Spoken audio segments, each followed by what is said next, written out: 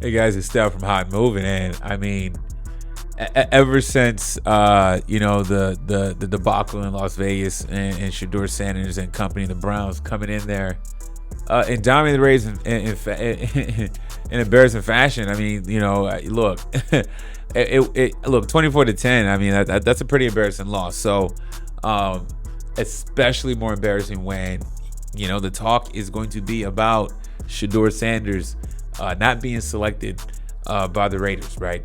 Tom Brady was a mentor, Shedeur Sanders. You would think that, hey, why not? You know what I'm saying? Shedeur Sanders headlining Las Vegas, perfect. His attitude, his charisma, his energy, the enthusiasm, the excitement, right? I mean, you talk about, there's already enough electricity and juice in Cleveland. Could you imagine him in Las Vegas, right? Being let's call it a sideshow, right? And I say that respectfully, a draw, an attraction. The Sanders name in Las Vegas, playing under minority owner in Tom Brady, would have been great, but no. Okay, they went ahead and want to get a veteran quarterback, Geno Smith, who I remember at the time I wasn't very fond of that selection. Okay, leaving Seattle and want to get him. Okay, cool. Then you want to bring in Pete Carroll. You know how he flamed out in Seattle, and they're at 2-9, and then they fired Chip Kelly. Okay, Tom Brady crisis hit Las Vegas Raiders by firing Chip Kelly hours after losing to Shedeur Sanders and the Cleveland Browns, right? Okay, and Chip Kelly was hired back in February, splashing cash to get him. He agreed to join a $6 million a year contract, which made him the highest paid offensive coordinator in the NFL. I don't know how he got this job. Okay, he was bad towards the end, and in Philadelphia with his stint there. We know the story about all that nonsense with Deshaun Jackson, Jeremy Maclin, LaShawn McCoy, or Shady McCoy. You know what I'm saying? Like, just Mike Vick. And was it a Riley Cooper situation? I mean, bruh, not good. Okay, then he goes and gets a job in San Fran. Nope. Then he goes to college football, UCLA. Nope. Resurrect his career going to Ohio State under Ryan Day. Getting to be the offensive coordinator. They win national championship. It's Chip Kelly's offense. I mean, come on, man. Ohio State gets talented. Like, they get talented crazy. Come on now. Any coordinator can go there and be successful. Okay. A lot of guys that want to resurrect their career. I think Steve Sarkisian went to Alabama as an OC or whatever. Got to parlay that into a job. And got to be coach at Texas, right? I mean, like, whatever. Okay, then he ends up getting his job at the Raiders, man. It's just been bad. Okay, the Raiders got Ashton Gentry, and it hasn't been panning out. Not that he's a bust, but it's a rookie year. It's just the lulls of playing for a bad team. The Raiders got rid of Antonio Pierce. And, I liked Antonio Pierce, but he started to kind of, his message kind of started to fade out. Should he have gotten a more longer leash? You can make the argument looking back now. You know what I'm saying? Maybe I was a little too critical. I was happy at the hire, but I was critical of Antonio Pierce towards the end. So, maybe I should have been a little more patient with Antonio Pierce, in my opinion.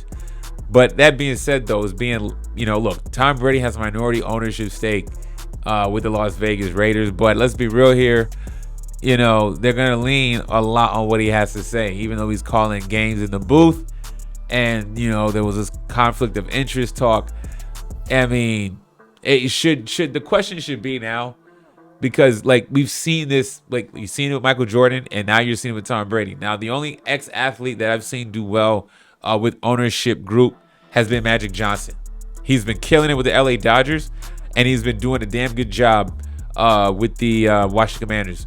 Okay, maybe not this season, but you know what? They got to an NFC Championship game last year, and they still got. And I mean, look, they have their quarterback, they have their franchise quarterback. Okay, and Jaden Daniels. Okay, it's just gonna take some time as he gets through this little stint of being injury prone and stuff like that. If he's able to stabilize his career health wise and then build around him, I think that I don't think his rookie year was a fluke, and him making it to the NFC Championship game. Okay, you see the talent there, but all that to be said. It's very rare when you have an ex-athlete as a Magic Johnson level, right? Because Brady, Jordan, they're on that level to do well in the sport, in a pro sport, right? The one that they played in, or try to manage somewhere else, right? But the thing with Magic Johnson, it's not NBA, all right? So different. So now it's really Jordan and Tom Brady. We saw what happened with Charlotte. Jordan had to sell the team. Done. Couldn't do it no more. All right, Tom Brady, not big. He's not big ownership, but you know what? He doesn't need to have a big stake financially in the team, but his name, his legacy from his days in New England, what he did in Tampa year one. I mean, that, 7 championships, Super Bowl appearances. Like, I mean, you know what I'm saying? He's as good as gold, as good as NFL Royals he comes, and his decision making hasn't been good. No. Look, Tom Brady's ultimately super competitive, and this is not good. I mean, you fire Chip Kelly into year one of this, and it's like, is it all on Chip Kelly? What about Pete Carroll? Should he go? You know what I'm saying? Should Geno Smith be benched at this point? There's so many other decisions that need to be made.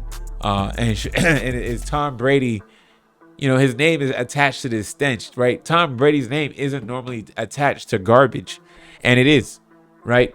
And look, he's not gonna make any crazy public comments, you know what I'm saying? But behind the scenes, he's swung and missed so far. He has. Now, they said that he became minority ownership in 2023. Okay. And they had to, the league had to approve, and the owners had to agree that are they okay with him calling games for Fox and everything like that? Okay.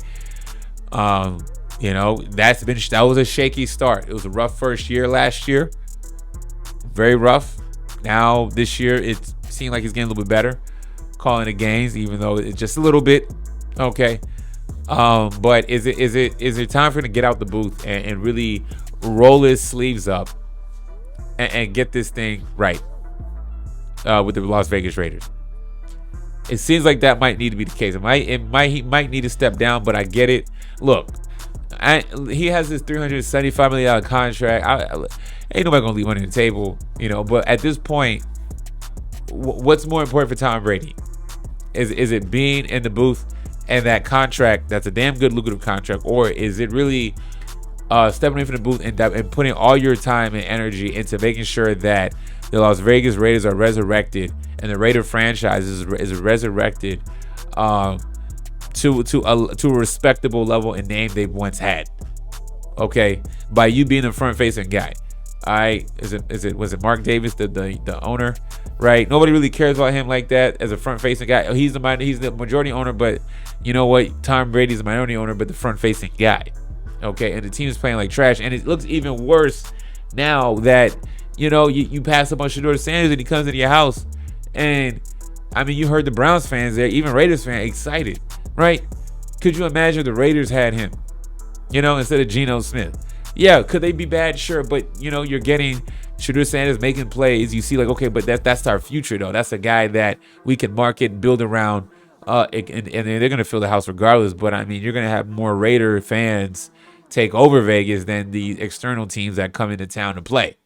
Tom Brady's putting himself in a bind right now. He put himself in a major bind, not looking good for his legacy post NFL career. And his legacy in the ownership management position, it's not looking good. Now, off to a very bad start.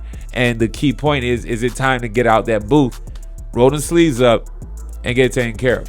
You make these quick trigger reactions. Antonio Pierce out of here. You bring in Pete Carroll, who's washed up. You bring in Geno Smith, who I believe is washed up, even though he had a really good last few seasons up to this point. But has he hit a wall now, as he is almost probably now? It's not looking good for his back end career now.